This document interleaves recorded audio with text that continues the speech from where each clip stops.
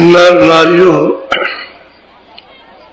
सत्संग न मिलने से अपनी आध्यात्मिक पराविद्या भारतवर्ष से लोप जैसी हो गई। सत्संग मिलता रहता तो आज सब के सब सरजीव और शांति से, अमन से और अपने सत्कर्मों से जीवन बिताते होते, लेकिन सत्संग न मिलने से हम सब लोग बकरे में चले गए। सही बात तो यह है, संत कोई योगी तो नहीं है, संतों का दर्जा कोई योगेश्वरों का नहीं है। न संत अवतारी शक्तियों में आते हैं, जो 10 अवतार न 24 पीर में आते हैं और न 24 तीर्थंकर में आते हैं। संतों का तो स्थान अलग है, उनके नाम अलग है और संतों का नाम अलग है। और सत्पुरुष ईश्वर नहीं है, सत्पुरुष ब्रह्म नहीं है, सत्पुरुष पारब्रह्म नहीं है, सत्पुरुष महाकाल नहीं है। सत्पुरुष अलग है। उन्हीं सत्पुरुष का सतलोक से ही उनकी इच्छा अनुसार मौज और मस्जिद से उन्होंने ये सब विस्तार रचना का किया, उनका ही विस्तार है। ईश्वर भी उन्हीं के भेजे, ब्रह्म भी उन्हीं के भेजे, पारब्रह्म भी उन्हीं के भेजे, महाकाल भी उन्हीं के भेजे और इनको उन्होंने अपने देश में भेजा। ये सब लोग उसी सत्पुरुष ने बनाए। न स्वर्गलोक उनका बनाया हुआ, न वैकुंठ है, न वो ब्रह्मांड है, न पार ब्रह्मांड है, न काल का देश है, सब सत्पुरुष ने बनाया। पहले सब मंडल उन्होंने तैयार कर दिया। जब मंडल सब तैयार हो गए तब इनको भेजा गया। उन्हीं की आवाज से ये सब करता, और फिर इन सबको भेजा तो उन्हीं की आवाज से ये सब उतर करके आएंगे। और उन्होंने अपने अपने ईश्वर ने, ब्रह्म ने, पार ब्रह्म ने, इन सब ने, महाकाल ने उस सत्पुरुष की तपस्या यानी ध्यान साधना की। और जब इनकी तप तपस्या से, इनके चिंतन से, इनके ध्यान से सत्पुरुष प्रसन्न हो गए तो उन्होंने कहा हम तुमसे बहुत खुश हैं। सबसे कहा कि हम तुमसे बहुत खुश हैं। तो उन्होंने हमारा खूब ध्यान किया। और अब ये बताओ कि क्या थे? तो इन सब ने कहा कि हमको एक छोटा सा राज दे दीजिए, राज। तो राज वो देंगे तो उन्होंने मंजूर कर लिया है, वो मस्त तुमको दिया गया। अब ये तो सत्पुरुष को मालूम था ही, क्योंकि सबको सर्वे सर्वा कि बगैर सुरतों के ये कोई रचना कर नहीं सकते। जीवात्माओं के बगैर, रूहों के बगैर कोई भी रचना संसार में नहीं हो सकती है। अब मंडल बना दिए, मंडलों का मसाला बना दिया और मंडलों में मसाला व्याप्त कर दिया। मसाला भी उनको ले जाना, सब बना बनाया तैयार है। अब यह है कि रंग रोगन रखा है, इसको इसमें मिलाओ, इसको इसमें, तो नीला पीला हरा सब ये सब अपना बना के श्वेत सब तैयार कर लो। मसाला सब हर मंडलों में रखा, स्थूल का स्थूल में, लिंग का लिंग में, सूक्ष्म का सूक्ष्म में और कारण का कारण में, और फिर उसके पर सब मसाला तैयार हर मंडलों में। अब यह है कि अपना अपना मसाला तैयार करो। तब तो सुरतों को दान में दे दिया, यानी खैरात में, खुशी में। किसने दिया? सतलोक। कहाँ रहते हैं? सतलोक। ईश्वर तो सतलोक में नहीं रहते, ब्रह्म भी सतलोक में नहीं, और पार महाकाल भी सतलोक, ये सब नीचे रहते हैं। और सतपुरुष सबके सर्वे सर्वा, आपके उनके संबंधों की जीवात्माओं के सर्वा सर्वा, उस सब खुद मुख्तार है, खुद मालिक है। अब ये राज बिना संतों के किताबों में मिलेगा नहीं, किसी भी किताब में नहीं मिलेगा। जो संत इसको देखते हैं वही इसको कह सकते हैं, और बगैर देखे किसी को पता नहीं। इसको ध्यान में, जो चीज आप कभी नहीं देखी उसके बारे में आप कुछ नहीं करें। सुनी है तो सुनने के लिए देखने की चाहिए, तो फिर नहीं देखी सुनी तो अंधे तो ये सुनी सुनाई बात है, देखी जाए तब ये मालूम होता है कि सत्पुरुष ने किस तरह से अपनी हिलोर इच्छा से अपने शब्द के द्वारा किस तरह से रचना का विभिन्न प्रकार का विस्तार किया, जिसकी शोभा वर्णन नहीं की जा सकती है। लेकिन सबके मालिक सत्पुरुष है, और संतों का दरबार सतलोक में लगता है तो संत सत्पुरुष के दरबार के दरबारी, और जब वो वहां से आएंगे यहाँ तो उसका भी पता बताएंगे और इन सबका बताएंगे। जिन्होंने यहाँ पर अपनी वाणी उच्चारण करके और उन्हीं सुरतों को जिनको दान में दिया गया उनको जब इनको दे दिया तो इन्होंने अपनी मंडल की सुरतों को उतार लिया और यहाँ आकर के कर कि तुम जाओ तप करो। तो इन लोगों ने 20-20 हजार वर्ष से ज्यादा इन्होंने तप किया और तपस्या की, तो इन सब ने समाधि लगाई, ब्रह्मा विष्णु महादेव तीनों। उनको आवाज सुनाई दी कि हम जो बोले सो तुम लिख दो, ये मृतलोक का विधान है। तो जो जो बोलते गए ब्रह्मा लिखते गए। अब ब्रह्मा ने जिसमें से आवाज आ रही थी उसको नहीं देखा, आवाज तो सुनी, सुन रहे, और जो जो बोलते चले जा रहे। उस समय पर जब लिखने बैठे तो कागज और स्याही ने पता नहीं कैसे पेड़ों की छालों पर लिखा, कौन सा मसाला मिलाया होगा, वो अपना मिला मुलू करके सब लिखा, चारों वेदों को लिख दिया। अब यही अपना आदि विधान है इस मृतलोक देश का। अब उन्होंने ब्रह्मा ने तो देखा नहीं, न विष्णु ने देखा, न उन्हें शिव ने देखा। जिसने वाणी का उच्चारण किया और आदेश दिया कि तुम लिखो, उसको तो ब्रह्मा विष्णु आदेव ने किसी ने देखा, वाणी सुनी। तो जो वाणी लिखी थी उसका नियम बना दिया, पाप का पुण्य का, अच्छे का बुरे का, न्याय का अन्याय का, दुख का सुख का, लूले का लंगड़े का, अंधे का बहरे का, अमीर का गरीब का, राजा का रैयत का, सब बना दिया। सब विधान पूरा बन गया और 84 का और नरकों का सब विधान बना दिया। और फिर क्योंकि पहले तो किसी को मालूम नहीं था, पहले तो सब सत्पुरुष दर्शी थे, सब सत्पुरुष का दर्शन करते थे, सब सुनते आई।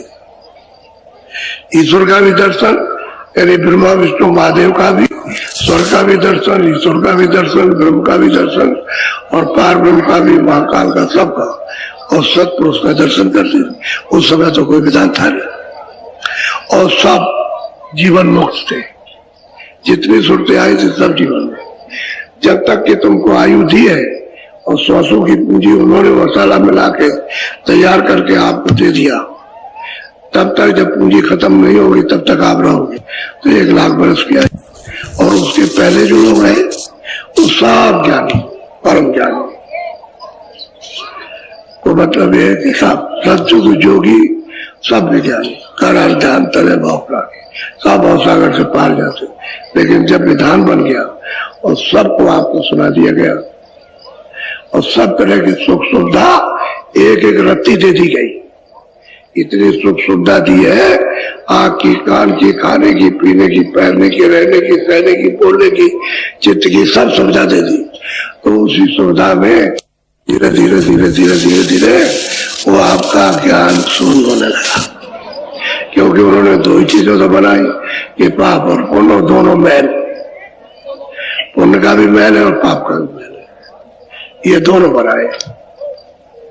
अब पाप का मैल सफेद, तो चलो कोई कपड़ा तो है, या आपको सफेद कपड़ा पहना दिया तो जीवात्मा को सफेद कपड़ा पहनाया, और पाप करोगे तो गंदा कपड़ा पहनाए।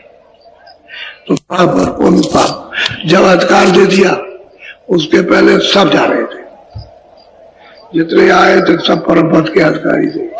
लेकिन जब आपको अधिकार दिया और कर्मों में लगे कि आज से पुण्य करेंगे, तो वो भी तो पर्दा है, पहले तो पुण्य का भी पर्दा नहीं था, न पाप का न पुण्य का, कोई गंदगी थी, किसी तरह के रोक टोक। अब रोक टोक हो जाएगी, क्योंकि आप पुण्य करोगे तो पर्दा सब में आएगा। खफीफ यानी जलीदार सामने आया तो पहले जैसा आपको साफ नहीं दिखाई देगा। ये कहोगे कि बस कम हो गया, रोशनी कम हो गई, ये तो आँख खराब हो गई रोशनी, या रोशनी खराब हो गई। फिर इस तरह से धीरे धीरे प्रकाश, ऐसे धीरे धीरे धीरे धीरे फिर रोशनी चमक जाती रहेगी। फिर आदमी कहेगा भैया बिल्कुल साफ नहीं दिखाई देता है। ये तो कर्मों का सारा ये सब ढांचा बना, और यहाँ कर्मों का ही खेल है। तो जीव कभी पुण्य कभी पाप कभी पुण्य, उससे हो गया गंदा, और जो जिससे जाता था वो उसका छूट गया। तो शब्द को पकड़ के नाम को पकड़ के चढ़ जाता था, क्योंकि नाम ही तो ले आया। वो जो आवाज सुनाई दी है जिससे चारों वेद बने, उसी आवाज से उतारा गया और दोनों आंखों के पीछे बैठा दिया। अब यह है कि वो आवाज तो छूट गई, तो घर कैसे जाए। अब इसको ये पता नहीं कि ईश्वर कौन है, ब्रह्मा विष्णु महादेव कौन है, स्वर्ग कैसा है, और मतलब यह है कि ईश्वर का धाम कैसा, और माया ब्रह्म का धाम किस तरह का है। अब इसको तो कुछ पता नहीं, तो गया भूल और इस चक्कर में फंस गया। कर्मों का हिसाब देने लगा, तो यहीं से आपकी सुख सुविधा छिनने लगी। सुख सुविधा थी, न सोने से कभी, न खाने से कभी, न हीरे से कभी, न मोतियों से कभी, न कपड़े से कभी, बात ऐसे बढ़िया कोई तरह की सुविधा नहीं, और न कोई पीड़ा थी, न कोई दर्द था, नाक खराब, न कान खराब, न पेट खराब, न कुछ खराब नहीं, सब बिल्कुल स्वस्थ। और लंबे लंबे लोग, बड़े बड़े ऊंचे लोग होते थे, समझ के 10-10 फुट 15-15 फुट 20-20 फुट के लोग, बड़े हट्टे कट्टे इस तरह से। तो जब आप कर्म करने लगे तो सुख सुविधा छिनने लगी, धीरे धीरे धीरे धीरे धीरे धीरे सुख सुविधा कम होने लगी। अब ये नहीं आपको पता चला कि कर्मों से कम हो रही है, ये पाप से और पुण्य से, और कम होते होते होते होते वो तो सतयुगी में ढेर हो गया। सतयुगी में रास्ता भूल गए। जब सतयुग था, जब परम पद के सब अधिकारी थे, तभी उसी समय अधिकार दिया तो उसमें बराबर रास्ता भूल गए, छोड़ बैठे आप, अब दूसरे रास्ते पे चल दिए। फिर उसके बाद जब गंदगी जमा हुई तो फिर तुम और योग कम योग में लगाया, प्राणायाम में लगाया, ध्यान में लगाया, फिर तपस्या में लगाया, त्रेता में तो ये कराते थे, द्वापर आया तो त्याग करो, और त्याग में लगा दिया तो गंदे होते चले गए। अब इतनी गंदगी हो गई कि कितने सतयुग त्रेता द्वापर बदल गए, खत्म हो गए, और फिर से लग गए, तब से आप आए हुए। तो अब मतलब इतने गंदे हो गए कि अब तो मतलब कुछ पता ही नहीं चलता कि क्या है, क्या होगा, कहाँ जाएंगे, क्या करेंगे। अब तो सब तरह से गिर गया। तो कर्मों का ही, उससे आपकी सब सुविधा जितनी भी थी सब छिन गए। अब सब सामान होते हुए भी तकलीफ है, खा नहीं सकते, पैर नहीं सकते, बदन में दर्द, चुभता है, खा नहीं सकते हो, जीभ खराब हो गई, सब सामान होते हुए खा नहीं सकते हो, पेट खराब हो गया, उसमें पता नहीं क्या खराबी आ गई। तो इस तरह से जो चीजें आपके शरीर रक्षक है उनको आप सब होते हुए नहीं खा सकते हो। तो कर्मों ने तुम्हारी सुख सुविधा छीन ली, छिन गई, और सत्पुरुष का पता नहीं रहा कि कहाँ है। उसका तो मतलब अब बीच में मेट बन जाए, उसको काम दे दिया जाए कि भाई ये काम करो, तो बीच में ब्रह्मा विष्णु महादेव मेट बन गए इन सब कर्मों के। तुम अपना काम करने लगे, तुम कहते हो यही भगवान, भगवान तो अलग है, वो तो ब्रह्मा विष्णु महादेव तो भगवान नहीं, वो तो ईश्वर अलग है, ईश्वर से अलग ब्रह्म है, तो ब्रह्म तो ईश्वर नहीं है, वो तो ब्रह्म ब्रह्म ही है, और पार ब्रह्म है, न ब्रह्म है न ईश्वर, वो अलग है। इसी तरह से महाकाल पुरुष अलग, और उसके ऊपर सतपुरुष, वो सबके सर्जनहार, वो सबके रक्षक, सबके माता पिता, सबके उन्हीं से विस्तार हुआ। वही अतः भंडार जीव उसी सागर में से आया, तो मतलब इतना लोटा भर जीव दे दिए गए, वो तो अतः सागर भरा जीवों का, वहां पर अतः सागर, तो उसमें भी थोड़ा दे दिया तो क्या घटा बता, सागर सागर ही रहेगा। और नाला और कुंडी और क्या नाम छोटा गड्ढा और तालाब ये अपनी जगह रहेगा। वो तो सागर है, आनंद का, अमृत का, ज्ञान का, शक्ति का सागर, अथाह सागर। तो हम सब उस सत्य देह सागर से आए और दूसरे देश में लाए गए। अब ऐसे आपको उतार के धीरे धीरे उतार करके और यहाँ ले गए। अब यहाँ आकर के फंस गए तो अपने घर में तो जाना नहीं चाहते हो, इसी में फंस गए दूसरी देर। अब रोते चिल्लाते तो सुनने का कौन, सुनने वाला कोई नहीं। इसलिए सत्संग आपको सब समझ, सज्जुग की समझ है, त्रेता की समझ, त्रेता का ज्ञान, सज्जुग का ज्ञान, द्वापर का ज्ञान, कलयुग का आपको समय समय का ज्ञान आपको मिलेगा किससे? सत्संग से। और सत्संग किसका होना चाहिए? सत्पुरुषों का, जिन्होंने सत्पुरुष का दर्शन किया। जब उनका दर्शन कर लिया तो बीच में सब मिले, कोई छूटने वाला नहीं है। जब इधर से जाओगे तो सब मिलेंगे बीच में, और सत्पुरुष का दर्शन, उधर से आओगे सब मिलते आएंगे। उनके लोकों में होकर के ही आना और लोकों में होकर के जाना है, और उनका दर्शन करके जाना, बगैर दर्शन कर दिया रास्ता ही वही है। तो इसलिए वो सत्पुरुष मिल जाए, उनका सत्संग मिल जाए तो सच्चुग का क्या था, त्रेता का क्या था, अब कलयुग। अब कलयुग का तो अलग है। कलयुग की साधना, कलयुग का ध्यान, कलयुग का ज्ञान, ये सब अलग है। कलयुग का करोगे तब तो घर में पहुंच जाओगे, और भी जब महापुरुष मिलेंगे तब, बगैर उनके नहीं हो सकता। तो मैंने आपको इसलिए बताया कि किसी की समझ नहीं आता है कि कौन मालिक है, समझ के, और किसी को देखते नहीं उसी को जबरदस्ती कहते हो, देखा भी नहीं यही है।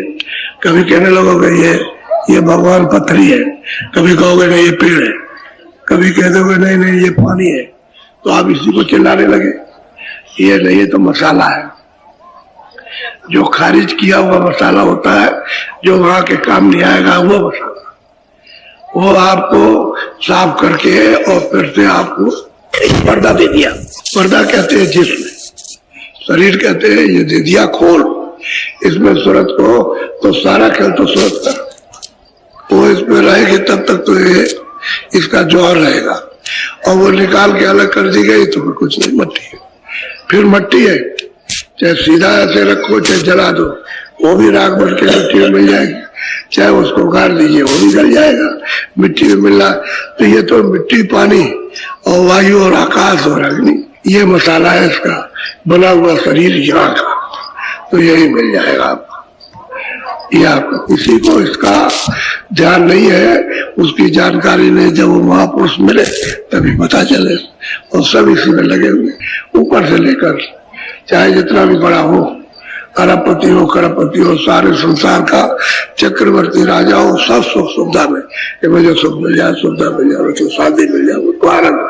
लेकिन इतने बड़े पद पाकर, यानी चक्रवर्ती राजा होकर के, और उसको कुछ भी आराम और कुछ भी शांति और कुछ भी आनंद नहीं मिला, तो इसके माने यहाँ कहीं भी नहीं इनकी चीज। ये तो उधर से खारिज की हुई चीजें हैं, जैसे मलमूत्र बाहर फैल लिया, अब आपके काम नहीं आएगा, बाहर फेंक दिया, अब उसकी तरफ देखते नहीं हो, ऐसे उधर से खारिज कर दिया कि मसाला किसी काम में नहीं। और वो आपको पहनाया गया, आपने उसको पहन लिया, अब यहाँ फंस गया, और फिर उसके साथ कर्म लगा दिए, वहां पर पुण्य। ये बात असली है। अब जब तक महात्मा न मिले तब तक मनुष्य मंदिर से जो रास्ता जाता है सीधा हो नहीं सकता, महात्मा मिल जाए तो ये। तो हमने आपको आसान करना कि तुम्हारा जन्म कैसे हुआ और किस तरह से रोज चिल्लाए, ये बताया आपको पूरा। फिर उसमें सावन का महीना, उसमें ये आपको बताया कि अब तुमने कोई पति तो किया नहीं, तो आप मतलब यह है कि बगैर पति के सुनते रह गई, तो अब बेचारों को क्या है, चीखती चिल्लाती है और सीधी नरकों में जाती है। नरकों में कैसी कैसी यात्रा मिलती है। अब आषाढ़, सावन के बाद आता है भादो, भादो अभी आने वाला है भादो। तो शांत हो गया। तो आपको बड़े मतलब की चीज आपको सुनाई, ये चीजें आपको सुनने को नहीं मिली। अच्छा, ये किसी किताब में नहीं, संतों की किताब में तो मिलेगी, लेकिन वैसे किताब पढ़ोगे तो उसमें कुछ समझ में नहीं आएगा। संतों की किताबें कोई भी पढ़े उसकी कुछ समझ में नहीं आएगा। और उन किताबों में है नहीं ये भेद कि ईश्वर को भी किसी ने पैदा किया, ब्रह्म को भी किसी ने पैदा किया, पारब्रह्म को भी किसी ने पैदा किया, उसके पास में जो अकाल पुरुष है उसको भी पैदा किसी ने किया। वो तो उन किताबों में है नहीं, क्योंकि किताबें तो ब्रह्मा की बनाई हुई है। और ब्रह्मा ने केवल आवाज सुनी, तो इसने ईश्वर को भी नहीं देखा और न ब्रह्म को देखा न पारब्रह्म को, तो किताबों में कुछ नहीं मिलेगा। किताबें आपकी यानी मतलब मूल कर्मों का आधार कि ये हमारे याद है यही जिससे आपको कर्म पकड़ाए गए थे। ये तो बात ठीक है, कर्मों से तो जीव गंदा हो गया। अगर कर्म पहले जैसा तो सब पार हो जाते, आए थे देख दाख करके सब वापस लौट जाते। अब उसने देखा ये सब चले जा रहे और थोड़े दिन में कोई नहीं रहेगा, तब उसने जाल बिछाया, क्योंकि उसको रात दिया गया, उसी में संतों को दान दे दिया। अब सत्पुरुष ऐसे तो ले नहीं सकते, तो संतों को भेजते, जाओ उनको बताओ, जगाओ कि तुम्हारा घर कहाँ, तुम कहाँ के रहने वाले हो, तुम्हारा मालिक कहाँ, तुम्हारा देश कहाँ, तुम्हारा आनंद कहाँ, तुम्हारी शक्ति कहाँ, तुम्हारा क्या, वहां के सब बता दो। और किसने तुमको कौन ले आया और किसने फंसा लिया और क्या क्या दुख दे रहा और क्या तकलीफ देता और कैसे चार खानों में गिराया, वहां बंद किया जाके तो कैसे नरकों में सजा देता, वो संत आके सब समझाते हैं और जीव को धीरे। और फिर उसके बाद जीव जब नहीं समझता है तो किसी महात्मा का प्रमाण जो संत है उनका ले, तो वो तो उन किताबों में है नहीं, ना पुराण में है, न पुराण में और न शास्त्रों में और न वेदों में। चाहो ये संतों का वेद पर किसी को नहीं मालूम, वो तो नीचे का लिखा हुआ, जो बोले वो लिख दिया। असली बात तो ये, अब आप भादों का महीना उसको जरा सुन लीजिए, बोलो। भादो मास तीसरा जारी, दो लागी सब जन जग को भादों का महीना तीसरा, और सब जगत को जितने भी मनुष्य शरीर में जीवात्मा है या पशु शरीर में पक्षी शरीर में सबको दो लगी। दो कहते हैं डर लगा, इस वक्त सबको डर। कोई राजा बन जाओ उससे भी डर, अभी हमको उतार दिया जाएगा।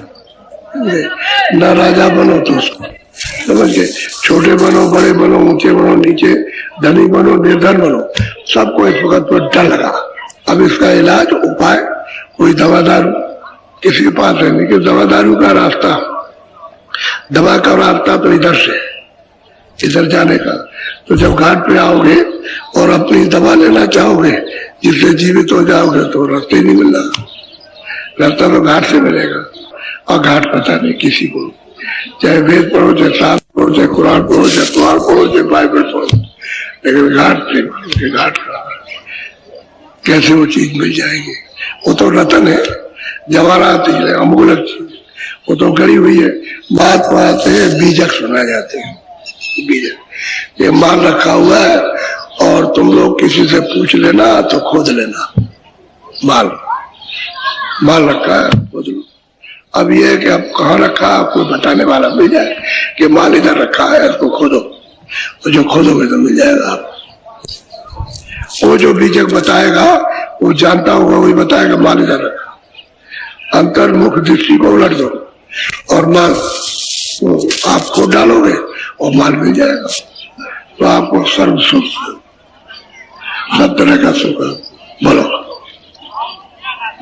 तीन ताप का बड़ा पसारा, एक एक जीव घेरे कर। अब यह है कि दैविक भौतिक मतलब यह है कि पीछे की अब की और आगे की ये तापे हैं, इनका कहते हैं सब पसारा फैला, और जीवों को इसमें घेर कर और ऐसा रगड़ा, ऐसा जैसे चटनी पीसी जाती है ऐसे रगड़ा।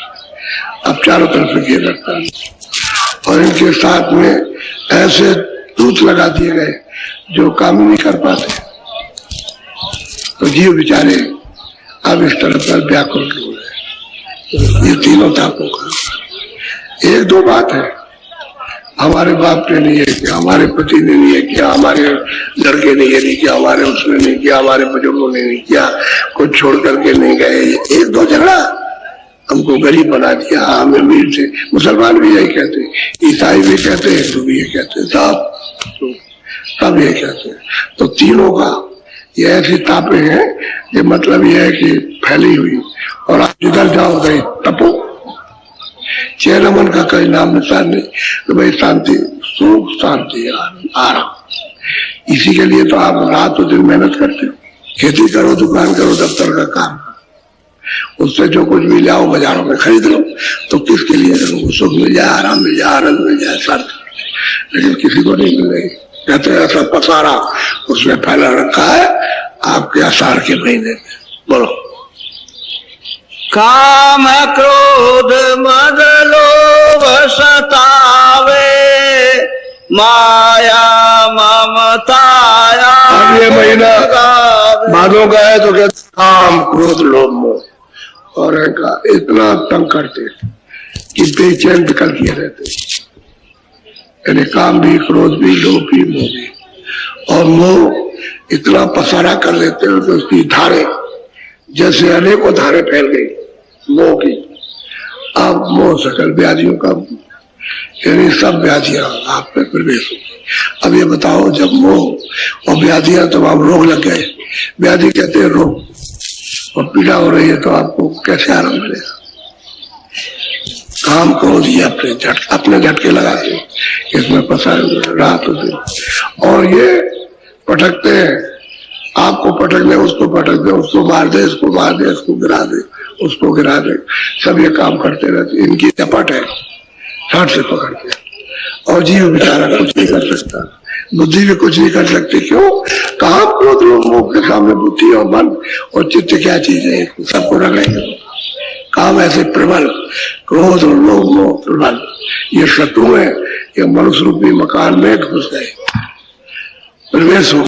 अब निकाले, निकलते नहीं, बिना महात्माओं के सत्संग के निकलेंगे नहीं। उनको इनके निकालने की युक्ति मालूम है कि ये ऐसे निकल जाते हैं, और इस तरह से सीख क्षमा संतोष प्रेम कहा जाएगा। तो ये किस तरह से झटका मार रहे हैं, जैसे वो झटका मारते हैं कि मारो झटका किसी जीव जानवर को, किसी पशु पंछी को, तो झटका मार दे, बार जी उतार देते। ऐसे ही काम क्रोध पटकते। अब देख लो अपने ऊपर बीती हुई, वो सबके ऊपर बीत रही है। बोलो।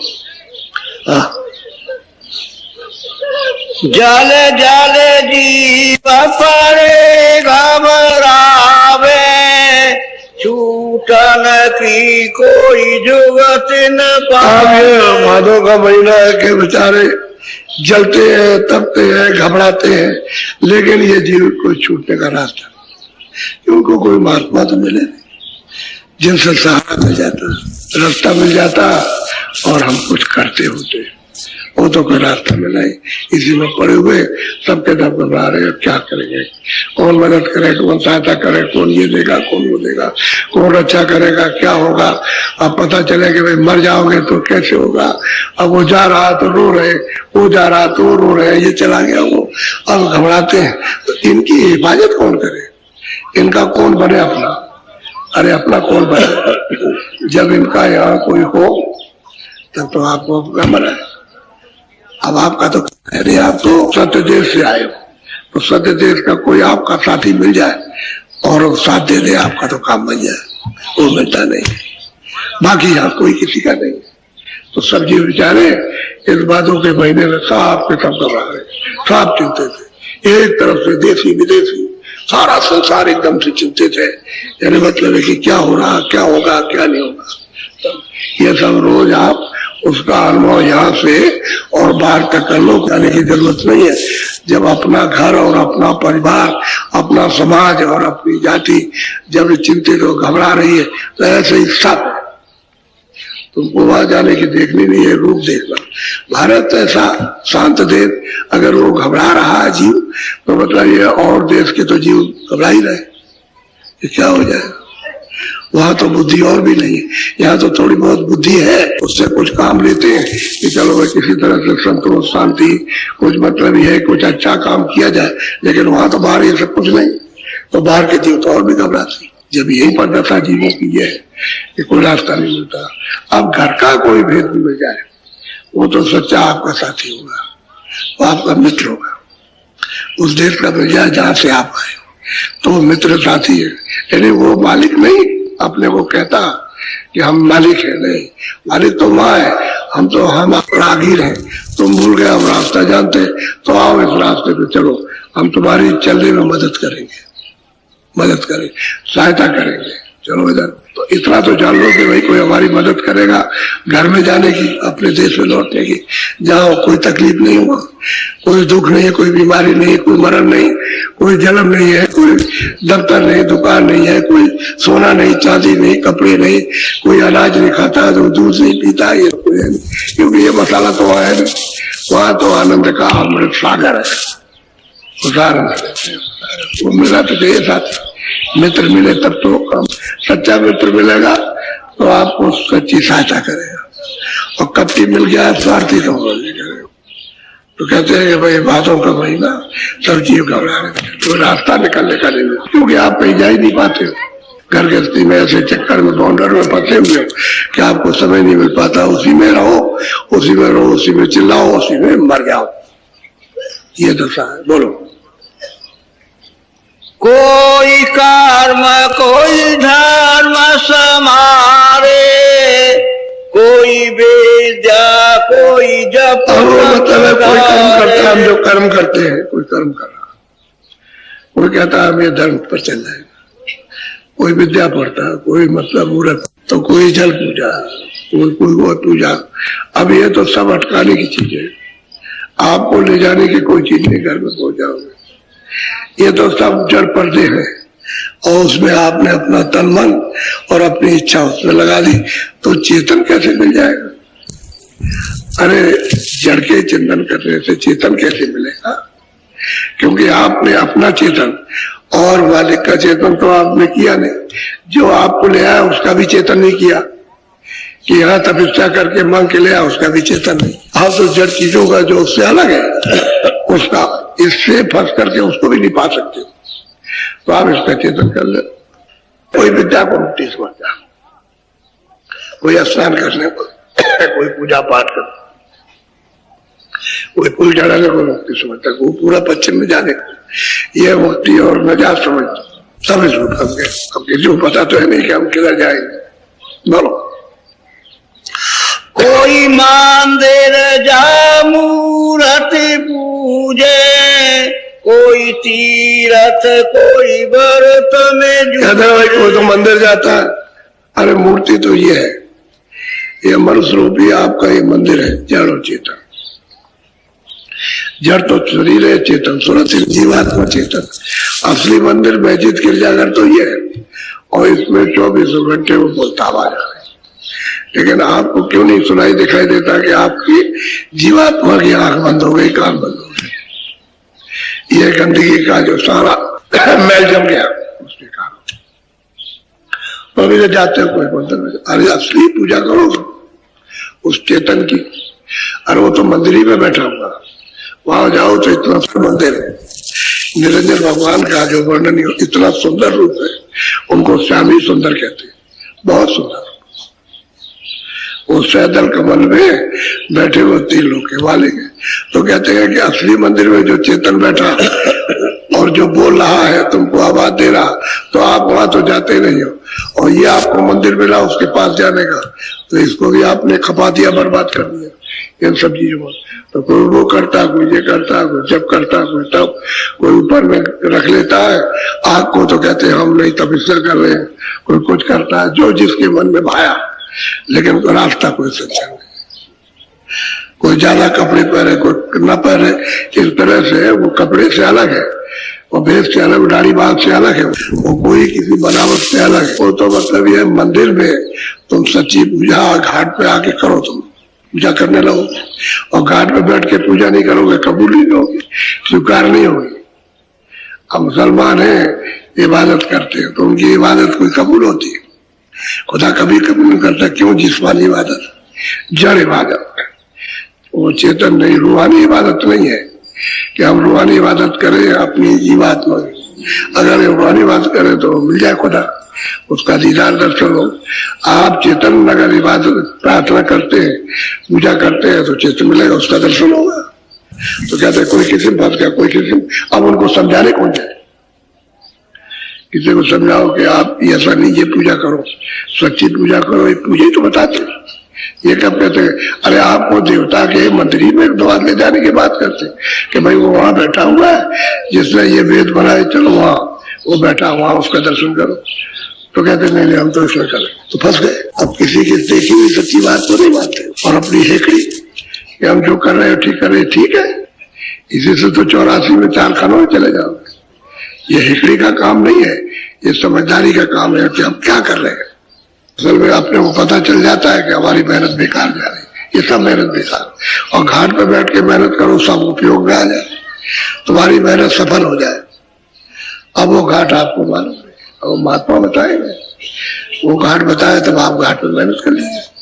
वो भी निमित्त बात, कोई ज्यादा कठिन नहीं है, निमित्त बात है। लेकिन ये घाट पे तो बैठना ही है, तब काम बने। बोलो। ये सब भूले भटका खावे, कोई नहीं न की भूल मिटा। कहते हैं कि ये सब भादों के महीने में, ये भादों लगा हुआ, भादों के महीने में सब भटका खाते और कोई किसी को मालूम नहीं है कि इनकी कोई भूल मिटा दे, ये किसी को पता ही नहीं। पहली बात तो ये भूल इनकी कौन बनाए, तो इसी पासे पड़े। अब चिल्ला रहे, रो रहे कि हमारी कोई मदद करो, कौन मदद करेगा? बोलो।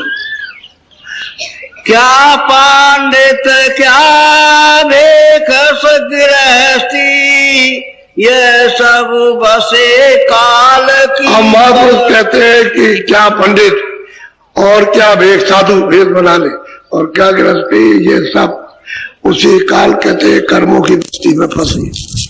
जो पाप और पुण्य कर रहे हैं उसी में फंस गए। काल के पास भी नहीं जा रहे, जहां बैठा हुआ है उसका भी पता नहीं, उसने जो कर्म बनाए उसमें फंस गया।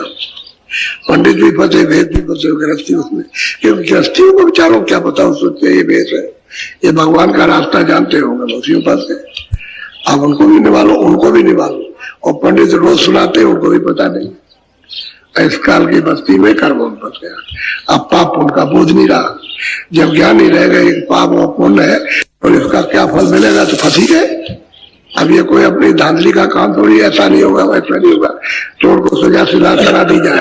कोई फांसी देता है जज तो मतलब समझ बूझ के देता है कि भाई तुमने किया है, ये किया, फिर कहता हाँ हमने किया। सब पता चल जाता है। जब उसको जेल भेज दीजिए ना, एक एक बात मालूम हो जाएगी। हम जब जेल में गए, जब हमने इमरजेंसी में जब लगे तमाम नेता गए तो मेरे पास आए, रोए, तो बोले भाई तुमने कहे कि हमको माफ कर दीजिए, मतलब हमारे पर दया कर दिया। तो हम कहे भाई तुमने किया होगा, क्या किया था? तो किसने से कहते पुलिस पकड़ ले गई और गवाह कर दिया। हमने गवाहों ने देखा हो, कहते देखा था, लेकिन बाहर क्या कहते थे किसी ने नहीं देखा। अब ये को तो बात मतलब ये पता धीरे धीरे चली जाती। अच्छा, अगर जिसने नहीं कुछ किया है उसका बैठता नहीं है, वो बैठता नहीं है। असल में जो गलती करते हो तो मतलब सजा पा जाए। अब ये तुमको क्या कि हम नहीं सजा पाएंगे, अब क्या बता, कल शरीर पूरा होता, समय पूरा होता है, सांसों की पूंजी खत्म, चलो तुमको दे दी, अब क्या करोगे, बांध के ले जाएगा, कुछ कर सकते हो? अरे जबरदस्ती कुछ बस है, ले जाएगा। तो पैसे पंडित और भेद और गृहस्थी साफ, और एक भी बात नहीं सुनते जो सच्चा रास्ता उसकी। बोलो। 84 में बहु भरमावे, नरक स्वर्ग खेदक। और महापुरुष जो देखते हैं अपनी आंखों से कहते हैं 84 में चारों खानों में अंडज पिंडज उपमा जस्ता हो, 4 खानियां है। ये इनमें कहते हैं भरमते रहते हैं, मनुष्य शरीर फिर नहीं मिलता इसी में। और फिर मतलब ये या तो जो कर्म किए तो सीधे नरकों में ले जाएंगे, तो वहां पहले नर्क भुगवाएंगे, जो आपने नरकों का कर्म किया नर्क, और वहां से फिर 84 में डाल चारों खानों। और ऐसे बातें लोग मनुष्य सतयुग द्वापर त्रेता कलयुग बीत जाए तभी मनुष्य शरीर मिलता है। कहते भरमते रहते हैं। ऐसे ही मतलब है, जन्मों मरो ये पीड़ा होती रहती है, उनका छुटकारा जीवों का नहीं होता। बोलो। जो कोई उनसे कहे समझाई, उलटी माने करे। हमको अगर महात्मा सच्चे मिल जाए और कहेंगे भाई ये काम तुम जो है वो ये अच्छा नहीं, ये काम करो, तो उनको उल्टा समझते हैं और बुरा मानते हो, झगड़ा करते हैं। सही रास्ता सही नहीं चाहते हम, जो कर रहे हो ठीक है। और गोस्वामी से झगड़ा क्यों हुआ? जब उन्होंने सही रास्ता बताया तो कह लगे नहीं ये नहीं, तो उल्टा लड़ाई करने लगे, झगड़ा करने लगे। और क्या कबीरदास के साथ क्या हुआ? रैदास और मीराबाई के साथ जब उसने कुछ कहा तभी उल्टा करने लगे। उल्टा सब महात्माओं के साथ हुआ। तो कहते हैं अच्छी बात, सच्चा रास्ता बताए, ये रास्ता पूजा करने का है, ये मतलब इबादत करने का, ये भजन करने का, ये ध्यान, ये सुमरन, इसमें आँख खुल जाएगी, कान खोलेंगे, तुमको सुनाई दिखाई देगा, तुम ऊपर चढ़ोगे और स्वर्ग और वैकुंठ को और उसके ऊपर देखते हुए जाओगे। कलयुग कर्म धर्म नहीं कोई। हम आप कहते हैं भाई कलयुग का तो ऐसा जुगाया सहज युग, इसमें धर्म कर्म कुछ नहीं, पूजा पाठ कुछ। उसी रामायण में बना किया कलयुग जोग न जगे न ज्ञान। कहते हैं कलयुग में न कर्म है, न धर्म है, न पूजा है, न पाठ। ऐसा कलयुग सहज युग है, ये सबसे सुलभ युग है भगवान की प्राप्ति का और जीवात्मा के जगाने का। लेकिन इतना सुलभ युग होते हुए आप नहीं मान रहे। ऐसा था जो बताते हैं सीधा रास्ता, उसको नहीं मानते हो, तो बताते हैं कलयुग कर्म धर्म नहीं कोई। कलयुग का करो, बोलो बोलो। नाम बिनायो धारण। हम कहते हैं कि नाम के बिना, नाम जी जब जागे जोगी, ये सूरज जी, ये सूरज जो यहाँ बैठी, अगर नाम को ऊपर से आवाज आ रही पकड़ ले तो पार हो जाए। ये बैठे, दरवाजा उसका ही है। नाम जी जब जागे, नाम को पकड़ के तुरते गगन में आकाश में चढ़ जाए, क्योंकि ऊपर तो जमीन है रहने की, तो जो पद को प्राप्त कर ले संसार का और वहां का सब ज्ञान। अगर नाम कहते हैं नाम के बगैर उद्धार नहीं हो सकता। और नाम कलयुग में सहज है, आसानी से, कोई इसमें मतलब परेशानी नहीं, तकलीफ, शरीर पर कोई तकलीफ नहीं। बस इधर से मन बुद्धि चित्त और अपना ख्याल और ध्यान तवज्जो वही लगा, भाई इतने में काम बनेगा, वो इतने में होगा। कहते हैं नाम में ना उद्धार नहीं होगा, नाम मिल जाना चाहिए।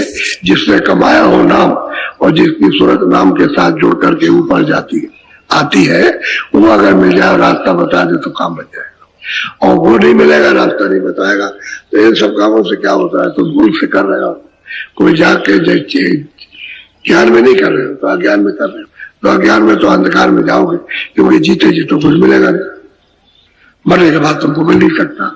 जब जीते जी उस क्रिया का फल नहीं मिला तो मरने के बाद क्या मिलने वाला? अरे वो क्रिया करो, वो रास्ता चलो जिससे कि जीते जी रास्ता खुल जाए। बोलो। नाम भेद है अति कर जीना, बिना सत्य गुरु काहू नहीं। अब महापुरुष पुकार के सब कहते हैं कि भाई नाम का भेद अत्यंत बारीक है, क्योंकि तुमने बहुत दिनों से छोड़ दिया। अब वो अगर मतलब ये है कि आवाज छोड़ दी तो उसका आपको गोपनीय हो गया। अब वो बहुत बारीक है, वैसे बारीक नहीं है। अगर आपके कान आँख खुल जाए तो कोई बारीक नहीं, उससे बड़ी आवाज तो यहाँ संसार में है ही नहीं। तो कहते हैं नाम भेद, उसका जो रास्ता है, उसका जो भेद है, यानी भजन करने का, सूरत को नाम के साथ जुड़ता, वो बारीक है। तो बारीक महापुरुष मिलना चाहिए। कहते हैं जब तक सदगुरु नहीं मिलेगा उस देश में आने जाने वाला, उस सतपुरुष के पास पहुंचने वाला, तब तक ये रास्ता कोई नहीं चल सकता, कोई नहीं चलेगा, सब धोखा खा जाएंगे। और यही रास्ता एक बताया गया सीधा, नाम के बिना काम नहीं बने। और नाम में पार हो जाओ, नाम से पार, नाम से नाम ही मिल जाएगा। बोलो। जपने में सब गए बुलाई, नाम अगम कोई भेद अब कहते हैं कि बाहर से तुम जिब्या से मतलब यह है कि और हाथ से तुम जपते रहो और मन तुम्हारा बुद्धि चित्त कहीं घूमता रहे, तो कहते हैं सब इसमें भूल गए। इसमें मिलता क्या? कुछ नहीं मिलता। और जो नाम अगम घर में ले जाने वाला वो तो महापुरुषों से मिलता, वो तो संतों से मिलेगा ही, जो जगे हुए हैं। अब मिलेगा कलयुगी में। अगर कलयुग संत नहीं आते तो कहते नहीं, वो कभी नहीं कहते ऐसा, कभी नहीं कहते कलयुग में संत आए। इसे 5000 वर्ष हो गए, लेकिन संत जो आए वो 700 वर्ष के अंदर आए। उनको आते हुए 700 वर्ष हो गए और लगातार आ रहे बराबर, और अगर बराबर चलता रहेगा। लेकिन वो जब समझाए, रास्ता बताए, तो उनकी सुन लेना चाहिए। अरे भाई, जीव कल्याणी की तो बात बताते, ये तो अपना कल्याण जल्दी करो, रास्ते पर जल्दी चलो, आंख खोलो, कान खोलो, चलो उधर। तो आप असली चीज नहीं सुनते हो और उसको नकली पकड़े रहते हो अंधेरे की। तो अंधेरे में क्या मिलने वाला? क्या मिलेगा? अंधेरे में कमरे में छोड़ दिया जाए तो टटोलते ही रह जाओ। कुछ बोलो। जो सतगुर पूरे मिल जाते तो वे वेद नाम का अगर पूरे सतगुरु मिल जाते, सूरत जब उसने अनुभव किया गुरु के द्वारा, तो कहती है अगर पूरे सतगुरु किसी को मिल जाए तो वो सब नामों का भेद बताएंगे, उनको मालूम। और सब नामों से परिचय नहीं होगा, सब शब्दों से परिचय नहीं होगा, तो सब शब्दों का परिचय वो तब बताएगा कि ये रास्ता मनुष्य शरीर से जाता है अपने घर में जाने का। तो वहीं से जीवात्मा को उठा दो, उसको पकड़ो और चढ़ा ले चलो, उसमें मदद की जाएगी। क्योंकि उधर जो आता जाता है उधर मिलेगा और ले चलेगा आपको। नहीं तो जैसे यहाँ भटके नहीं मिलते, ऐसे उधर भी भटक सकते। कहीं पहुंच गए किसी मंडल पर तो वहीं का सब देखते रहे, आनंद लेते रहे, सुंदरता देखते रहे, क्योंकि वो तो सुंदरता बहुत है, ये तो कुछ भी नहीं है, ये तो इंसान है। असली सुंदरता तो ऊपर है, तो सिंपल जाओगे तो वो कहेगा नहीं नहीं यहाँ कुछ नहीं, ऊपर चलो। जब वो भेद बताएगा तो पैटमैन है। पैटमैन का मतलब समझते हो? कोई गाड़ी थ्रू जाने वाली सीधी बेल्ट, तो उसको सीधा रखेगा, नहीं तो लूप लेन पर ले लेगा और पैट बदल गाड़ी को स्टेशन पर खड़े कर लेगा। तो महात्मा तो कहते हैं यार भाई यहाँ क्यों खड़े होते हो, सीधे चलो आगे, सीधे सिंगल सीधे जाओ। तो जब नाम का भेद दे देंगे तब जल्दी सुलभ हो जाएगा आपके लिए। पूरा मिलना चाहिए, इसमें बात पूरे की है, अधूरा अधूरा काम करने वाला नहीं कुछ करेगा, पूरा पूरा महापुरुष बोले जो उन सब नामों का भेद जानता हूँ और सब धनियों को जानता हूँ और सब धनियों से आता जाता हूँ, और जिसने सतलोक में प्राप्त किया वो मिल जाना चाहिए। और वो मिलेगा क्योंकि तभी उन्होंने कहा है कि आप उसकी खोज करो, कहीं ना कहीं मिल जाएगा। आप खोज कीजिए, आप उसको ऐसे पहचान लोगे, वो तो खुद ही सेवा करे, वो तो खुद सेवा करता है। वो महात्मा थोड़ी बनता है कि मैं महात्मा हूं, वो तो सेवा करता क्यों? जीवों को धोएगा, समझाएगा, बुझाएगा उनको और धुलाई करेगा कि अंग तो सब उनके गंदे और अंतःकरण और जीवात्मा गंदी, मन बुद्धि चित्त गंदे। तो धुलाई करने वाला तो धो भी होता है, अपनी औषधि से इनको धोएगा। ये बाहर वाला साबुन कपड़े वाला नहीं है, उसका साबुन अलग है, उससे धोएगा तो सेवा कहते हैं। तो इसलिए पहचान नहीं पाते, लेकिन जब अंदर धसा देता है तब पहचान होती है, तब होती है, तब कदमों में गिरता है, सब चरणों में गिरता है कि आप सब कुछ हो, आप ही है और आप, और दया कर दी, कृपा कर दी, हम भूले थे, हम अज्ञानी थे, हम मतलब ये नीच थे, अदम। तब कहता है ऐसे नहीं, ऐसे कोई क्या पहचान सकता? बोलो। नाम रहे चौथे परमाई, ये ढूंढे तेरा लोक। और महापुरुष कहते हैं भाई नाम असली जो है, जहां से जीवात्मा उतारी गई वो तो चौथे पद में सत्यलोक में रहता है। और ये त्रिलोकी में ढूंढते, यहाँ ढूंढते, यहाँ कहा कोई ढूंढता है स्वर्ग कुंड में बात, कोई ढूंढता है ईश्वर के लोक में भाव नहीं, कोई ब्रह्म लोक में ढूंढता हुआ। कहते हैं नाम जो है वो तो सच्चा सत्यलोक। अब सत्यलोक के नाम पकड़ने वाले और वहां से यहाँ से वहां, तो फिर नाम सीधा है, वो धारा बिल्कुल सीधी आ रही है, सीधे चढ़ जाओ सीधे उतर जाओ। वो कहते हैं नाम है चौथे पद। ये ढूंढते हैं जड़ चीजों में, तो यहाँ कहाँ से नाम है? इसलिए नाम नाम नाम जी नाम से जब सूरत को नाम के साथ जोड़ो, उसका कहने का मतलब यही है। और चढ़ चलो तो भेद ले लो तुम, अब गोस्वामी जी ने जिसको जिसको दिया उसने चढ़ाई की है, और जैसे जैसे चढ़ाई की जो जो प्राप्त किया सब मिला। बोलने का मतलब सबने चिल्लाया कि आपकी मुझ पर ये दया हुई, मैं वहां पहुंचा हूं, मैं वहां पहुंचा। सबने, यह है बातों का महीना। एक जीव सब घबरा रहे हैं। अब महापुरुष कहते हैं कि भाई संतोष तो, शांति तो तुमको महापुरुषों से मिलेगी, उन्हीं की तलाश करो। बाकी राजा से शांति मिलने वाली नहीं, धनीवानी से, विद्वान से मिलने वाली नहीं, पंडित से मिलने वाली, और साधु से मिलने वाली नहीं, गृहस्थों से मिलेगी, क्योंकि वो तो खुद ही चल रहे तब रहे, वो तो महापुरुष से मिलेगी। तो कहते तो भादों के महीने में 2 लग गई, सब घबराहट हो गई। सब मतलब है कि इस वक्त चिंतित है कि क्या किया जाए। अब घर से बाहर तक, घर घर में ये फिक्र है, ये मामूली चिंता है, ये तो दरिया है चिंता का, उसमें बह चले। अब इससे कौन निकाले? कोई समर्थ पुरुष मिले तो निकाले, वो नहीं मिलेगा। बोलो। 3 लोक में नाम न पावे, 4थे लोक में संत बतावे। महापुरुष कहते हैं भाई 3 लोक में, इस लोक में, मृतलोक में, अंडलोक में, फिर उसके बाद सूक्ष्म लोक में। कहते हैं 3 लोकों में नाम नहीं, नाम तो 4थे लोक में। जैसे मान लो ईश्वर को भी पा लिया तो नाम नहीं मिलेगा आपको, वो तो कर्मों का रचयिता है। ऊपर में मतलब ये ब्रह्म को प्राप्त कर लिया, उसका साक्षात्कार तो कारण बीज है वहां। तो कहते हैं 3 लोक में नाम नहीं, नाम तो 4थे लोक में है। तो जो 4थे लोक का नाम जो जाता हो उसके द्वारा, और वो सब अब उधर कभी सुनेंगे आपने, न ईश्वर की कहानी सुनी, न ब्रह्म की, न पार ब्रह्म की, न आपने स्वर्ग की बात को समझा, न आपने मतलब ये कि मुक्ति मोक्ष की बात को, और न घर में जाने की तो बताएगा। जब कोई जानता ही नहीं तो आप कैसे? तो कहते हैं नाम 3 लोक में नहीं है, तो 4थे लोक में, वो तो सागर है नाम का, अतः सागर नाम का है। बोलो, संत वही से आते। बोलो।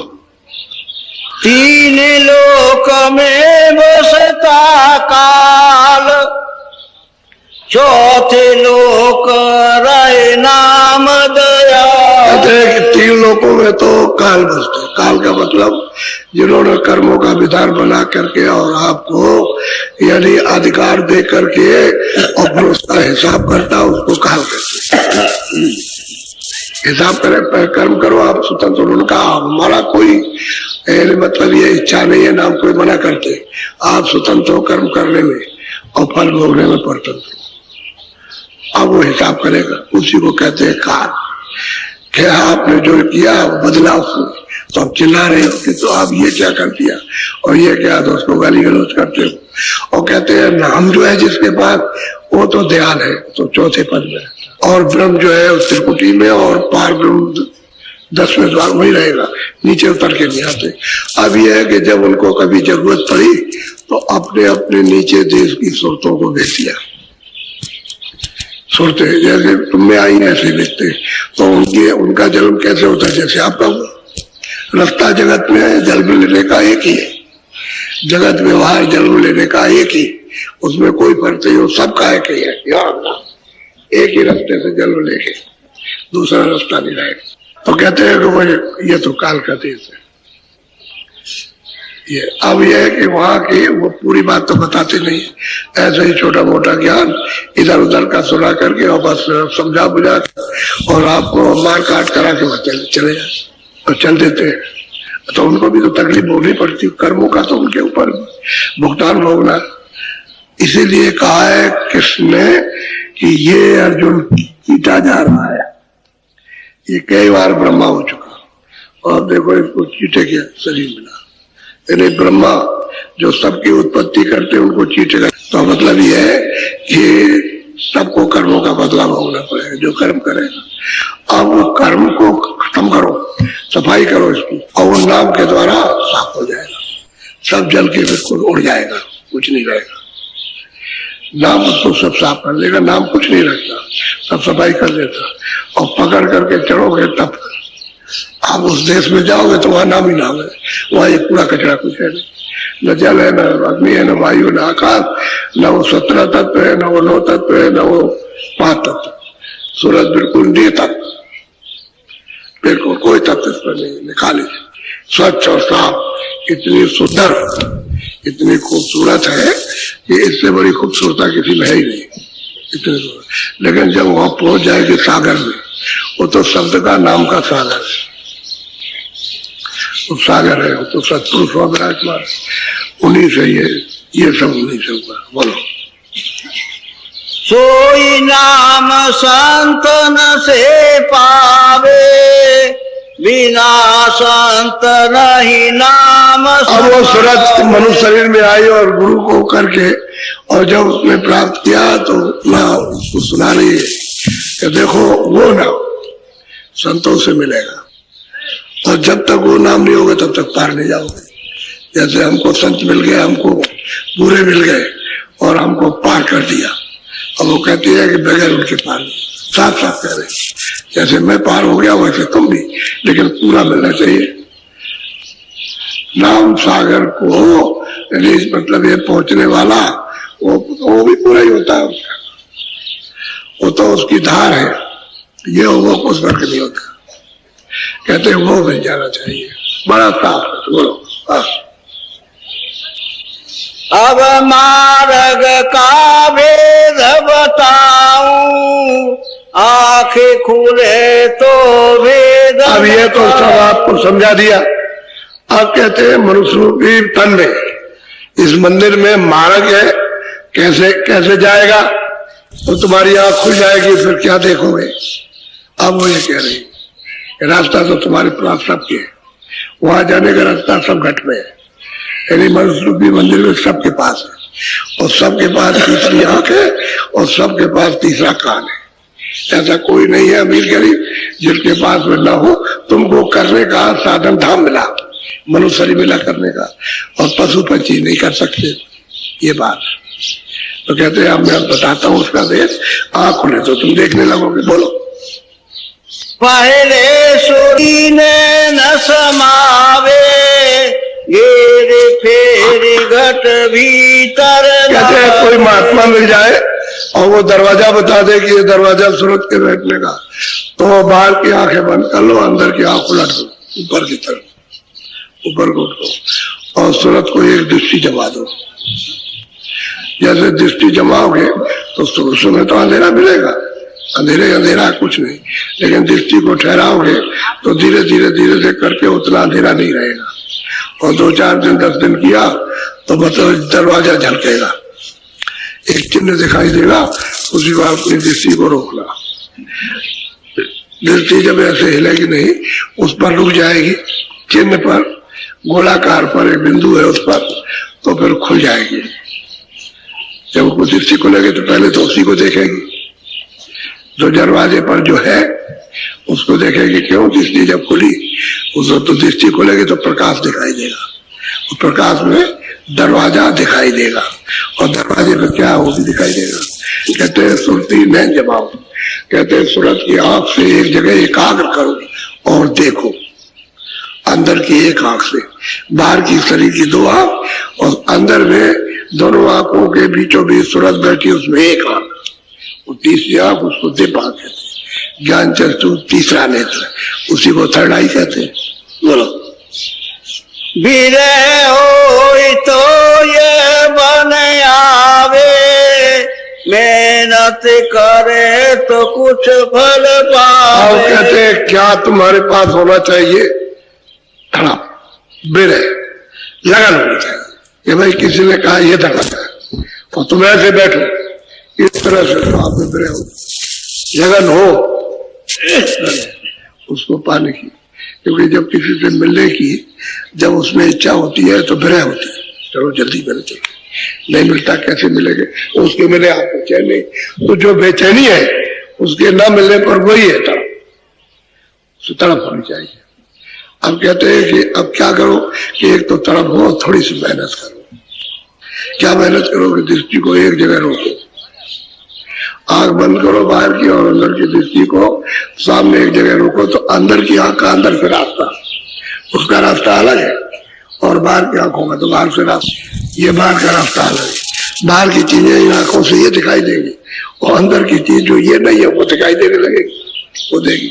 तो कहते थोड़ी मेहनत करो, थोड़ी सी मेहनत करो, लेकिन उससे पूछो वो कैसा रास्ता कहाँ बताएगा और कैसे करेंगे और कैसे देखेंगे तो बताएगा। वो क्या सुनती नैन जमाओ, देखो एक जगह रोको, एकाग्र करो, थोड़ा मन बुद्धि चित्त को थोड़ा रोक लो, यही तुम्हारी होशियारी। तो जब तड़प विरह रहेगी तो फिर मन कहीं नहीं जाएगा। विरह में मन नहीं जाता, विरह में इधर उधर कहीं नहीं भागेगा, जिससे मिला उसी के लिए लगा रहेगा। अब कहते हैं थोड़ी सी विरह होनी चाहिए, तड़प होनी चाहिए उससे मिलने के लिए। बोलो। देखे तिल पिल ज्योति समावे। आप गोस्वामी जी महाराज और महापुरुष कहते हैं, सभी लोग जो उसको प्राप्त करते हैं कि वो तिल दिखाई देगा, उस तिल में पिल जाओ, यानी अंदर चले जाओ। जब अंदर जाओगे उस तिल के उस पार जब निकलोगे तो ज्योत दिखाई देगी, ज्योत चल रही। ज्योतें तो और भी हैं, तो और दूर दिखाई देगी, लेकिन उन सबके देखने के बाद में असली निरंजन भगवान की जो ज्योत है वो दिखाई देगी। तो कहते हैं तिल में पिल जाओ, उसमें लय हो जाओ, उसमें चले जाओ, उस पार जाओ। जब वो दरवाजा मिले तो खिड़की में से निकल जाओ, उस पार हो जाओ। तो ज्योत ध्यान हो, यानी जलता हुआ दीपक। वो तो दिया बहुत बड़ा है, तो छोटा तो नहीं, बहुत बड़ा दिया। बहुत प्यार से एक ही सहारा पकड़ाते हैं, तरफ से दृष्टि एकाग्र हो जाएगी, मन बुद्धि चित्त कहीं भागेगा नहीं। और जितनी जल्दी तरफ से कर्म जब बैठोगे तो तिल आ जाएगा, और जब उसमें प्रवेश होगे तो दरवाजा खुल जाएगा, उसी से सफाई होगी, वो साफ करता जाएगा। तो चीज ऐसी है कि सफाई होगी। बोलो। मन बस हो तो सूरत जागे, निरखे आकाश आत्मा पावे। जब सूरज जाग जाएगी तो मन बस में हो जाएगा, फिर नहीं भागेगा। संसार के इंद्रियों के प्रपंचों में क्षणिक सुख के लिए फिर मन नहीं भागता। और कहते हैं आत्मा का निखाल स्वरूप, अपना बोध, मैं किस स्वरूप का हूं, उसका बोध उस दर्पण में होता है। तब उसे पता चलता है कि मैं इतना सुंदर हूं जो यहाँ लिखा नहीं जा सकता। तब उसको आत्मा का, अपनी जीवात्मा का, सूरत का बोध होता है, ज्ञान होता है, अपने रूप को देखती है वो। बोलो। साध पकड़ परमात्म निरखे, आत्म जाय परमात्म पर। कहते हैं कि जब इसने निरख लिया, देख लिया इस दिल के अंदर प्रवेश होकर के, और जब उसने अपना रूप उस दर्पण में देखा तो उसी जीवात्मा के परे परमात्मा उस सैदल कमल में बैठा हुआ, तो नाम को पकड़ ले, घंटे और शंख की आवाज को पकड़ ले। जो आवाज आती है यहाँ बहुत लोगों को सुनाई देती है, लेकिन आप किसी से मत कहना। आप जब कह दोगे तो बंद, सुन रहे हो बंद हो जाएगा। आपको कहने का हक नहीं, क्योंकि आपको उन सब चीजों का बोध नहीं है, इसलिए आप किसी से मत कहना। छुपा के रखो, ये अमूलक पूंजी है। जब कोई और पता लग जाए इसके पास रुपया पैसा है, अभी उठा ले जाए, अभी तुम्हारा जेब से निकाले जाए। और जगह तो छोड़ियों को मालूम तो होना चाहिए। ऐसे ही तुम्हारा माल कमाए हुआ लूट जाएगा तो किसी से कहना नहीं। इनमें सुनाई देता। तो कहते हैं कि जब आत्मा का ज्ञान हुआ तब परमात्मा का बोध दर्शन होगा, तब दर्शन होगा, तब उस ज्योत का दर्शन होगा जो सैदल कमल में बैठी है। उसी को ईटो, उसी को खुदा, उसी को घाट, और 3 लोग का एक मालिक। कहते हैं कि इस तरह से उनसे पूछो रास्ता, जो जानता है वो बताएगा। सब आपको भादों के महीने में आपकी तकलीफ, आपकी इतना वेदना सब बताई, और अब रास्ता बता रहे सीधा पकड़ो, तुम्हारे मनस रूपी मंदिर से जा रहा। तो खड़ो क्या कि भाई पूछ तो लो भेद कि कहाँ से, मतलब है कैसे ध्यान दृष्टि जमाई जाती, वो बताने वाला बताएगा ऐसे जवाब। तो आप जवाब दृष्टि को एकाग्र हो जाएगी, तिल दिखाई देगा, उस तिल के अंदर खिड़की जैसा उसको खोलो दिखाई देगा, प्रवेश हो जाए, उस पार चला जाए। तब फिर अपना रूप उस दर्पण है, उसमें अपना रूप निकाले सुनाता। तब आगे वो परमात्मा को, आत्मा के परे परमात्मा, उसको देखेगा। वो बैठा हुआ, यही मतलब है ज्योतिष स्वरूप, यही काल भगवान है। इन्हीं ने विधान बनवाया अपनी वाणी से और यही सब हिसाब करता रहता, लेकिन अपने स्थान पर रहते और उसी मालिक का अखंड ध्यान करते, क्योंकि उनको डर है कि अगर हम ध्यान छोड़ते तो रात चला जाएगा, ये सोच निकल जाएगी सब, तो बराबर उसका ध्यान करते हैं अपने स्थान पर। आप ही ध्यान नहीं, सत्पुरुष का सब कर रहे हैं, सब उसका ध्यान कर रहे हैं। बोलो।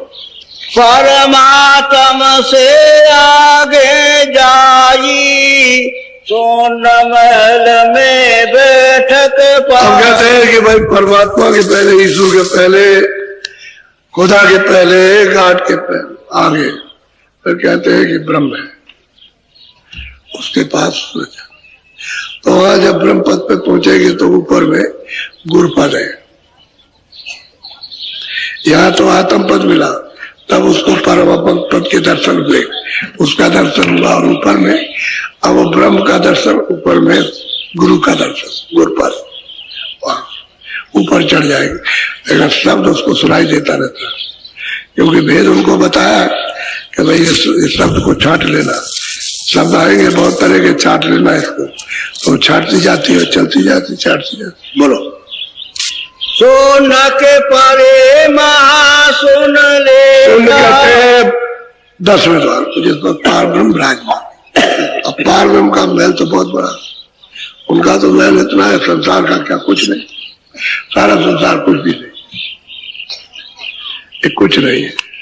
ऐसे अगर अनेकों संसार उस महल में अगर फेंक दिए जाए, पता ही चले किस गली पीछे पड़े, ये कण के समान इतना बड़ा पार ब्रह्म का महल है, यहाँ वो विराजमान है। कहते हैं सुर में जाके, और सुर से भी परे, कहते हैं सूरत नाम को पकड़ के आगे चढ़ गई। बोलो। माँ सोन पर खिड़की दे, कहते हैं महातुल भवर गुफा महाकाल, वहां विराजमान है। कहते हैं उधर चढ़ गई, और चढ़ करके कहते हैं फिर वहां से उसने जब खड़े होकर के देखा और सुना, तो ऊपर से मालूम हुआ कि एक दरवाजा है ऊपरी हिस्से में, इतना प्रकाश है, आंखें चकाचौंध, आंखें बिल्कुल चकाचौंध, इतनी रोशनी है कि यहाँ सारे संसार की रोशनी इकट्ठी कर दी जाए तो तिल के बराबर भी यहाँ रोशनी नहीं, इतनी रोशनी है। उस मैदान में जाने में कुछ नहीं है, यहाँ तो ना के बराबर है, इतनी रोशनी है। अब उस रोशनी में देखती जाती, चलती जाती है, तब वो खिड़की दिखाई देती है। तो खिड़की किसकी? सत्यलोक में दाखिल होने की। बोलो। खिड़की आगे चौक पारा, चौक परे निरखासत द्वार। कहते हैं खिड़की के आगे चौक, कहते हैं मैदान, एक चौक होता है ये, तो वो इतना बड़ा मैदान है कि मतलब ये है कि शंखों जोजन चले जाइए पता ही नहीं, शंखों जोजन, एक जोजन 4 कोस का, और शंखों जोजन ये कितना चले जाए कुछ पता नहीं चलेगा, कितना चल के आ गए। कहते हैं कि तब जब आप उस मैदान के पार जाएंगे, तब निखा सत्य द्वारा, तो सत्य का धाम देखा, सूरत ने देखा, यहीं से उतरी थी और उसको देखा पाया, यानी दर्शन किए उस सत्य का दर्शन। हाँ बोलो। सात लोक सत नाम काई, सात लोक निज पाया। अब वो सूरत कहते हैं भाई गुरु की ऐसी कृपा और दया हो गई कि हम अधम को मिल गए गुरु महाराज, और सतलोक में मैं पहुंची और सतपुरुष का दर्शन दिया। कहते हमने पाया, वो कहती है कि हमने पाया, और ये भी कहती है कि हमने ईश्वर को पाया, हमने ब्रह्म को पाया, हमने पार ब्रह्म को पाया, हमने महाकाल पुरुष को पाया। और फिर आगे गई तो हमने जाके सतलोक में जब पहुंची तो सतपुरुष को पाया, हमने पाया। अब अपने को ये देखो भादों का महीना कितना मतलब यह है कि कष्टदायक, और किस तरह से महापुरुष उभारते इन कष्टों से, इस जीव को कैसे दया करके ले चलते। लेकिन अब जीव वहां तक पहुंच तो जाए, अब तो ये हो जाए, बस करो। ये बड़ा सौभाग्य है जो आप सब लोगों को सत्संग मिला, अपनी अपनी इच्छा लेकर के आप सब गुरु पूर्णिमा के पुनीत अवसर पर, गुरु पूर्णिमा तो 28 को है, आज तो मतलब ये कि 26 तारीख है और कल 27 है परसों। तो आप सब तरह की अपनी भावनाएं चले के आए कि चलो सुनेंगे, चलो देखेंगे, चलो समझेंगे क्या कहते हैं क्या नहीं। पर बहुत सी तकलीफ है, कुछ अपनी तकलीफ कहेंगे और कुछ मतलब दूर कराएंगे। तमाम तरह की भावना लेकर के आप आएंगे। आप ये समझ लो कि मैं तपस्या कर रहा हूँ इस बरसात के मौसम में। ये मैं देखता हूँ कि जमीन में लेटे हैं, मैं नहीं समझता। इस सड़क पर तमाम लोग लेटे हुए रात को मिले। जब मैं 3:30 बजे आया तो इस पर लेटे थे लोग सड़क पर। रास्ते में आया तो रास्ते में लेटे, सड़कें पे लेटे, सड़कें दीवार उसके किनारे लेटे हुए। तो मैं ये सब देखता है, वहां जमीन में पड़े। ये भी तो तपस्या है। शरीर का सब कष्ट, यानी सब गंदगी किसी तरह से निकल जाए, ये साफ हो जाए, तो मैं भी समझता। तो मुझे दर्द नहीं इस बात का कि आप तपस्या कर रहे हो और मतलब कष्ट भोग रहे हो और आप आए हुए, तो ये तप हो। इसमें आपका मन खराब नहीं होना चाहिए। जहाँ चाहो लेट जाओ, समय पूरा कर लो और पूरी बात को सुन लो, जो दिया जाए उसको ले लो, समझ गए। और फल फायदे सब आपको मिलेंगे, समझ गए। अब ये कहो कि बिल्कुल ही एक तरफ से फल फायदा समुद्र दे दिया जाए, तो समुद्र का घड़ा तैयार करना ना बर्तन, कि जिसमें रख दिया जाए तो रख सको। तो बर्तन तो आपके पास में है नहीं, तो उसमें जाएगा क्या? उसमें तो गंदगी भरी हुई पहले ही से। अब बर्तन खाली तो भरे भरे बर्तन में कुछ भी डालो तो उसमें तो अंदर जाने वाला नहीं, तो बाहर गिर जाएगा। ऐसा ही है कि तुमने जलमंत्रो इस जगह सब गंदगी भर रखी है। अब यह गंदगी निकले तो फिर मार रखा जाए। इसलिए सब चीजें आपको सुनने को समझने को सब मिलेगी। अब चाहते हैं आज नामदान दे दें आप। सादर जय गुरुदेव। परम पूज्य बाबा जय गुरुदेव जी द्वारा हस्तलिखित डायरी मेरी साधना भाग 5। नार विवश नर सकल गुसाई, नाचहि नर मरकट की नाही। कलयुग में मनुष्य स्त्रियों के दास अवश्य होंगे। जैसा वो कहेंगी वैसा नाचेंगे। माता पिता की बात पर कोई ध्यान न होगा। बहू सास ससुर की सेवा हरगिज न करेंगी। मन माना जो भावेगा वह होगा और उसी को करेंगी। संसार में मनुष्यों को अब सुख न मिलेगा जब तक वह हमारे पास न आएंगे और प्रेम न करेंगे। प्रेम ही सार है जो आज खो गया है। किसी गांव में एक साईं बाबा रहते थे। वह बहुत मशहूर थे। उनके पास एक स्त्री खाना लेकर जाया करती थी। उसके कोई औलाद न थी। स्त्री को पुत्र की बहुत इच्छा थी। एक दिन खाना लेकर साईं बाबा के पास गई। खाने में खिचड़ी थी। साईं बाबा के सामने वह स्त्री रोने लगी। साईं बाबा ने पूछा, बेटी क्यों रोती हो, कुछ मुझसे कहो। बहुत देर बाद कहा कि हमारे कोई औलाद नहीं है, हम एक बेटा चाहते हैं। साईं बाबा ने कहा कि हम खुदा के पास जाकर पूछेंगे और फिर तुम्हें बताएंगे। जब साईं बाबा खुदा के पास गए और पूछा कि एक स्त्री रोती है और एक बेटा चाहती है, उन्होंने कहा कि उस स्त्री के भाग्य में कोई पुत्र नहीं है। साईं बाबा ने कहा कि हमने मालिक से पूछा, उन्होंने देने से इनकार किया है। कहा है कि उसके भाग्य में नहीं है। अब हम खिचड़ी भी नहीं खाएंगे, तुम जाओ और खिचड़ी ले जाओ। स्त्री निराश रोती हुई चली। रास्ते में एक मस्त बाबा जी आ रहे थे जो पागलों की भांति घुमा करते थे। उन्होंने स्त्री को बुलाया और कहा कि तुम्हारे पास कुछ खाने को है, हमको बहुत भूख लगी है। स्त्री ने खिचड़ी सामने रखी और पागल बाबा ने देखा कि स्त्री रोती है और पूछा कि मैं तुमसे बहुत खुश हूं, तुम रोती क्यों हो? उसने कहा कि हमारे औलाद नहीं है, हम साईं बाबा के पास गए थे, उनके खुदा ने कहा कि उसके भाग्य में कोई पुत्र नहीं है। मैं बहुत दुखी हूं। पागल बाबा ने खुश होकर कहा कि जा, मैं तुम्हें 2 पुत्र देता हूं। कुछ दिन बाद उसको 2 पुत्र हुए। फिर वही स्त्री साईं बाबा के पास दोनों पुत्रों को लेकर गई और उनके सामने पेश किया और कहा कि मैं वही स्त्री हूं जिसके लिए खुदा ने कहा था कि उसके भाग्य में नहीं। साईं बाबा बोले कि हमारा मालिक झूठ नहीं बोलता है, तू परसों आना, हम मालिक से पूछकर बताएंगे। साईं ने मालिक से पूछा। उन्होंने कहा कि जो हमारे भक्त हो चुके हैं उनका कहा हुआ मुझे करना पड़ता है। पागल बाबा हमारा भक्त है, उसका प्रण रखना होगा। संत मुझसे सब कुछ करा सकते हैं, मैं उनके वशीभूत हूं।